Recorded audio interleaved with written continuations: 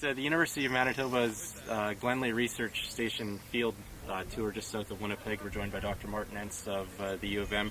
This is the location, Martin, of the 24-year organic cropping system study. Mm-hmm. Maybe take us through some of the nutrient issues that you deal with when cropping in an organic system for this long, particularly when it comes to meeting the crop's nitrogen needs.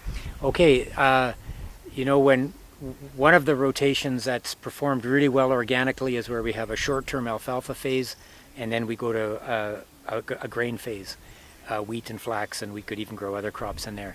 And one of our priorities is to supply the nitrogen for the rotation. So I think the exciting news for us is that it is possible for us in that type of rotation to supply enough nitrogen to make an economic rotation. So we know that a 2-year alfalfa phase will supply anywhere from 100 to 160 pounds of nitrogen, and then we grow something like wheat and flax after that to use up that nitrogen, and then we go back to the alfalfa.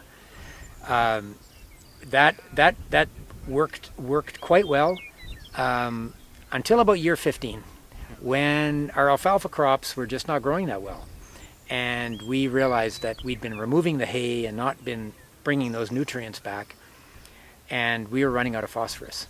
So that's when we decided to add low levels of composted manure back into the system, and it was remarkable how that relatively small amount of composted manure just restored the productivity of that alfalfa phase by adding the phosphorus that it needed, and it was back to producing a lot of nitrogen.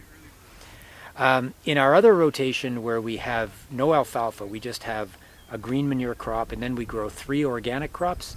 In that system, we do not have enough nitrogen. And what we've learned the hard way is having 1 legume plow down crop and then 3 extractive crops like wheat and oats and flax just doesn't, there's just not enough nitrogen in that system. So there are some important lessons that we've learned there. So that nitrogen shortage, has that resulted in less straw and plant matter and reduced carbon as a result of that as well? Absolutely. As soon as we started running out of nitrogen, the crops become smaller. You are returning less residue. You're getting smaller yields. Affects the bottom line. You're producing less straw to go back into the soil. And what we actually noticed is we were losing subsoil carbon, like between 2 and 4 feet. And that was telling us that we were growing very shallow roots. And that was a serious problem. Now we've worked at correcting that. In some ways it's great that it happens on a research farm. We can monitor and then we can adjust.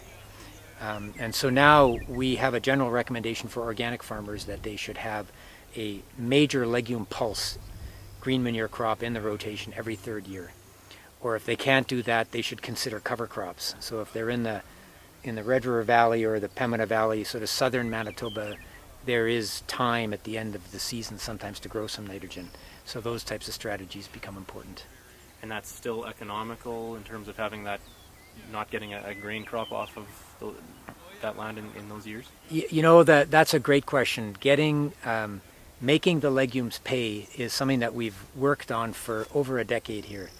And if we look at a high-value crop like potatoes, like organic potatoes or organic onions, then taking a whole year off to grow your nitrogen is no problem because you're capturing that value in the very high-value crops. But if you're growing wheat and flax and oats, it's more challenging. And so what we've really looked at 2 strategies to respond to that. One is to graze the green manure, and we did lots of work on that. And organic farmers are now doing that. I'm very surprised at how quickly that's catching on, because they do make income because they let the green manure grow up and they rotationally graze it, and they can they get 125 pounds live weight gain off that, which makes that a profitable situation. The other approach that we've tried is, well, let's not do a full season green manure. Let's put some soybeans in the rotation. Let's put some pea oats for grain production. And so that works. And then this whole idea of cover crops. Years ago, Joanne Thiessen-Martens and I did a analysis of all the Environment Canada data for Western Canada, the three prairie provinces, to see how much heat and water there was for late season cover crops. And what we learned is, it's a relatively small part of the prairies where that actually can work.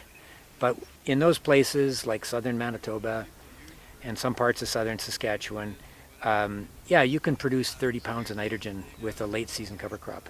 And in an organic system, that's absolutely essential.